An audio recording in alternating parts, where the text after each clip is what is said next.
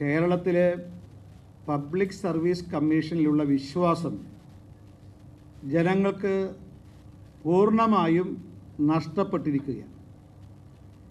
ഇത്തരമൊരു സാഹചര്യത്തിൽ PSC പിരിച്ചുവിടാൻ മുഖ്യമന്ത്രി VD സതീശൻ തയ്യാറാകണം എന്നാണ് BJP ആവശ്യപ്പെടുന്നത്. മാത്രമല്ല, പിണറായി ഭരണത്തിന് കീഴിൽ PSCയിൽ നടന്നിട്ടുള്ള എല്ലാ ക്രമക്കേടുകളെക്കുറിച്ചും CBI കൊണ്ട് അന്വേഷിപ്പിക്കാൻ മുഖ്യമന്ത്രി തയ്യാറാകണം.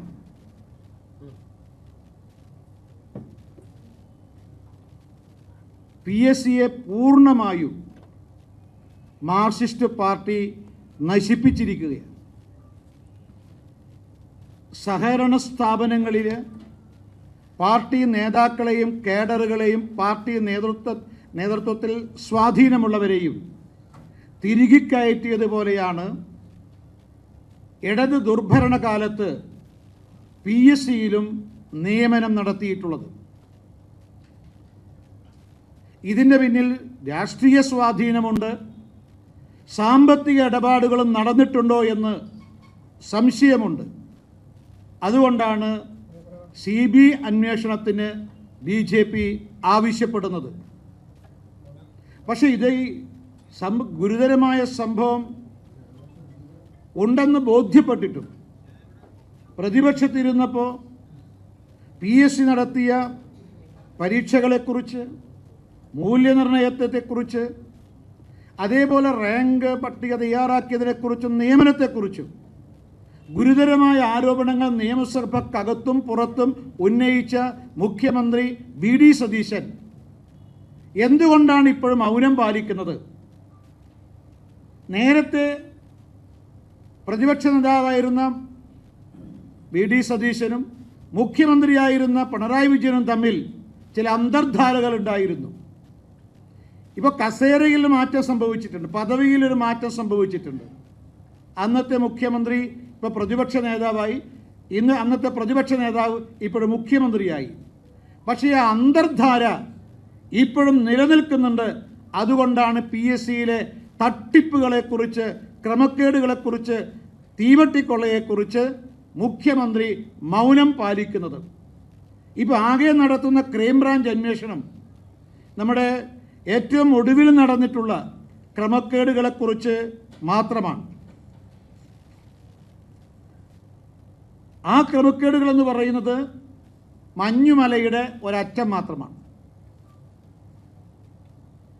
ഒരു കാര്യം ഉറപ്പായിരിക്കുന്നു, കേരളത്തിൽ ലക്ഷക്കണക്കിന് വിദ്യാർത്ഥികളുടെ, ഉദ്യോഗാർത്ഥികളുടെ ഭാവിയാണ് ഈ PSC എന്ന് പറയുന്നത്. അഭ്യസ്തവിദ്യരായ ചെറുപ്പക്കാർ പ്രതീക്ഷയോടുകൂടിയാണ് പബ്ലിക് സർവീസ് കമ്മീഷനെ കാണുന്നത്. പക്ഷേ ആ പബ്ലിക് സർവീസ് കമ്മീഷനിലാണ് തീവട്ടിക്കുള്ള ഗുരുതരമായ ക്രമക്കേടുകൾ കഴിഞ്ഞ 10 വർഷത്തിനുള്ളിൽ നടന്നിട്ടുള്ളത്. അതിൻ്റെ ഏറ്റവും ചെറിയ ഉദാഹരണം മാത്രമാണ് ഏറ്റവും ഒടുവിൽ ഇപ്പോൾ പുറത്തു വന്നിട്ടുള്ളത്.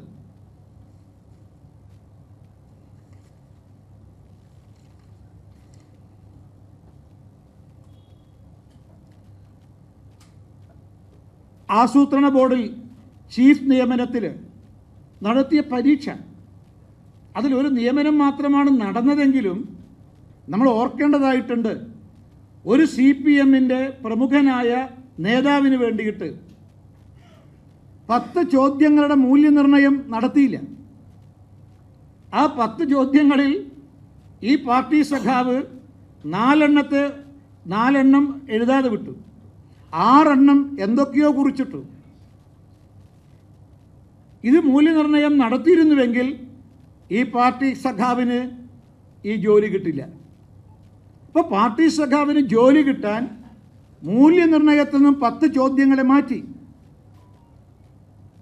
ഇത് പുറത്തു വന്നു. ഇതുപോലെ എത്ര തട്ടിപ്പുകൾ കഴിഞ്ഞ 10 വർഷത്തിലുള്ള നടന്നിട്ടുണ്ട്.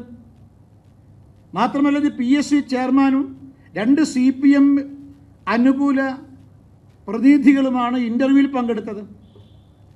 ഇപ്പോൾ PSC ചെയർമാൻ അതുപോലെ CPMൻ്റെ 2 പ്രമുഖരായ ആളുകൾ ഇന്റർവ്യൂവിൽ പങ്കെടുത്തവർ ഈ ക്രമക്കേട് നടത്തിയിട്ടുണ്ടെങ്കിൽ അത് പാർട്ടിയുടെ തീരുമാനപ്രകാരമാണ്. CPMൻ്റെ നിർദ്ദേശമില്ലാതെ ഈ തട്ടിപ്പ് നടത്തില്ല. അപ്പോൾ CPMനും ഇതിൽ പങ്കുണ്ട്. അപ്പോൾ അതുകൊണ്ട് കഴിഞ്ഞ 10 വർഷത്തിനുള്ളിൽ ഇതുപോലെ നിരവധി സംഭവങ്ങൾ നടന്നിട്ടുണ്ടാവും. അതിലെല്ലാം തന്നെ മാർക്സിസ്റ്റ് പാർട്ടിക്ക് വ്യക്തമായ പങ്കുണ്ടാവും. മാർക്സിസ്റ്റ് SFIയുടെ, DYFIയുടെ, CPMൻ്റെ നിരവധി പോഷക സംഘടനകളുടെ സംസ്ഥാന ജില്ലാ നേതാക്കന്മാർ, അവരുടെ ബന്ധുക്കൾ, അവരിൽ സ്വാധീനമുള്ളവർ നിയമവിരുദ്ധമായിട്ട് 10 വർഷത്തിനുള്ളിൽ നിയമനം നേടിയിട്ടുണ്ട്. ഈ നിയമനത്തിൻ്റെ പിന്നിൽ സ്വാഭാവികമായിട്ടും രാഷ്ട്രീയമായ പരിഗണനയുണ്ട്. ഇപ്പോൾ മാർക്സിസ്റ്റ് പാർട്ടിയുടെ സംസ്ഥാന നേതൃത്വം ആരെയാണോ നിർദ്ദേശിച്ചത് അവർക്കായിരിക്കും നിയമനം കിട്ടിയിട്ടുണ്ടാവുക. ഇപ്പോൾ രാഷ്ട്രീയ പരിഗണന ഇതിൽ ഭാഗമായിട്ടുണ്ട്. അതോടൊപ്പം തന്നെ വ്യാപകമായി സാമ്പത്തിക ഇടപാടുകൾ മാർക്സിസ്റ്റ് പാർട്ടിയും DYFIയും ഇതിൻ്റെ പേരിൽ നടത്തിയിട്ടുണ്ടോ എന്നുള്ളത് അന്വേഷിക്കണം. ഇതെല്ലാം പുറത്തു വരണമെങ്കിൽ ഒരു കേന്ദ്ര ഏജൻസിയായ CBIയുടെ അന്വേഷണത്തിലൂടെ മാത്രമേ സാധിക്കൂ.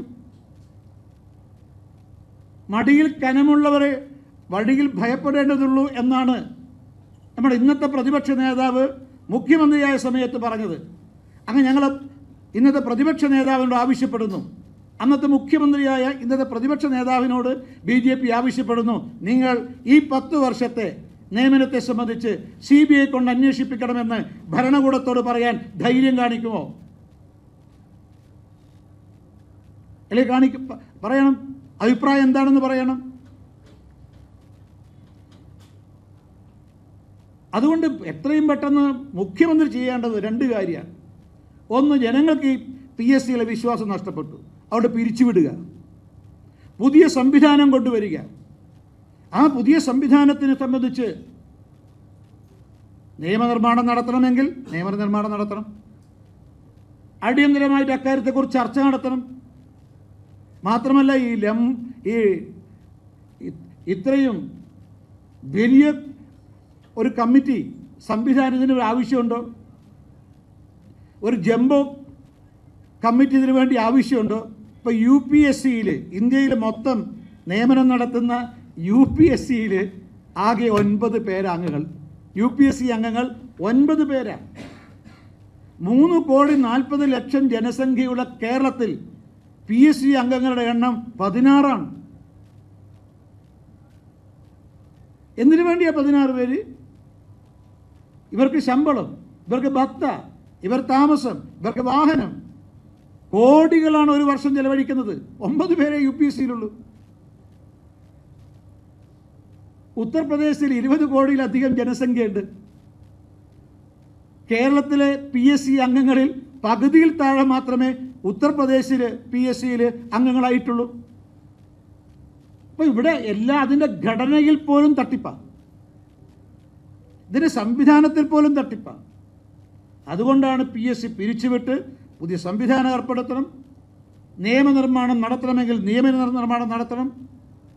PSC പരീക്ഷയും മൂല്യനിർണ്ണയവും റാങ്ക് ലിസ്റ്റ് പ്രസിദ്ധീകരണവും അതുപോലെ തന്നെ നിയമനവും 100% കുറ്റമറ്റതാകണം.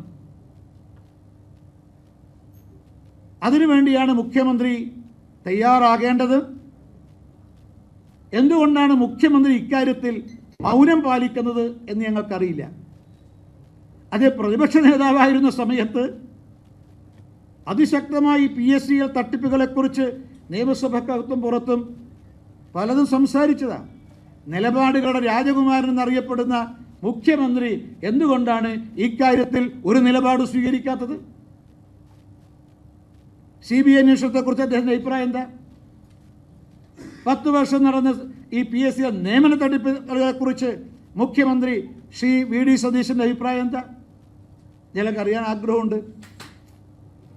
മറ്റൊരു കാര്യം, ഇപ്പോൾ ഡൽഹിയിൽ നടക്കുന്ന സമരത്തിൽ ഐക്യദാർഢ്യം പ്രകടിപ്പിക്കാൻ CPM-ൻ്റെ കേരള നേതാക്കന്മാർ, CPM-ൻ്റെ കേരളത്തിൽ നിന്നുള്ള നേതാക്കന്മാർ, കോൺഗ്രസിൻ്റെ കേരളത്തിൽ നിന്നുള്ള നേതാക്കന്മാർ ഡൽഹിയിൽ തമ്പടിക്കുക.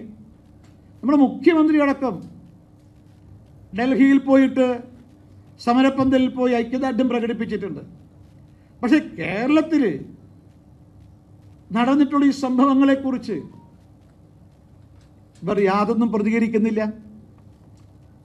ഇപ്പോൾ lower primary school teachers rank holders association 25 ദിവസമായി ഈ സെക്രട്ടേറിയറ്റ് പഠിക്കൽ അവർ സമരം ചെയ്യുക. നേരത്തെ ആശാ വർക്കർമാർ നടത്തിയ സമരത്തിനോട് സമാനമായ രീതിയിൽ അത് ശമ്പള വർധനവിനായിരുന്നു, ഇത് നിയമനത്തിന് വേണ്ടിയിട്ടാണ്. 25 ദിവസമായി സമരം. ഇന്നു മുതൽ ഞാൻ മനസ്സിലാക്കുന്നവർ നിരാഹാര സമരത്തിലേക്കാണ്. അവർ റാങ്ക് ലിസ്റ്റ് പ്രസിദ്ധീകരിച്ചു. PSC പരീക്ഷ നടത്തി റാങ്ക് ലിസ്റ്റ് പ്രസിദ്ധീകരിച്ചു. ജൂലൈ മാസം 15-ാം തീയതിയോട് കൂടിയിട്ട് സ്കൂളിൽ ഈ സ്റ്റാഫ് ഫിക്സേഷൻ കഴിഞ്ഞു. ഒരാളെപ്പോലും നിശ്ചയിച്ചിട്ടില്ല. പക്ഷെ അവരോട് ആത്മാർത്ഥയോട് സംസാരിക്കാൻ, ചർച്ച ചെയ്യാൻ, പ്രശ്നം പരിഹരിക്കാൻ മുഖ്യമന്ത്രി തയ്യാറാകുന്നില്ല, വിദ്യാഭ്യാസ മന്ത്രി തയ്യാറാകുന്നില്ല. പക്ഷേ ഡൽഹിയിൽ പോയിട്ട് ഐക്യദാർഢ്യം പ്രകടിപ്പിക്കുക. ഈ തൻ്റെ മൂക്കിന് താഴെ 25 ദിവസമായി സമരം ചെയ്യുന്ന ഈ പാവപ്പെട്ട lower primary school teachers rank holders അസോസിയേഷൻ്റെ നേതൃത്വവുമായിട്ട് ചർച്ച നടത്തി പ്രശ്നം പരിഹരിക്കാൻ തയ്യാറാകാത്ത മുഖ്യമന്ത്രി ഡൽഹിയിൽ പോയിട്ട് ഐക്യദാർഢ്യം പ്രകടിപ്പിക്കുക സമരത്തിന്. അതുകൊണ്ട് ഇതിനെ സംബന്ധിച്ച് കേരളത്തിലെ ജനങ്ങൾ മനസ്സിലാക്കുന്നുണ്ട്.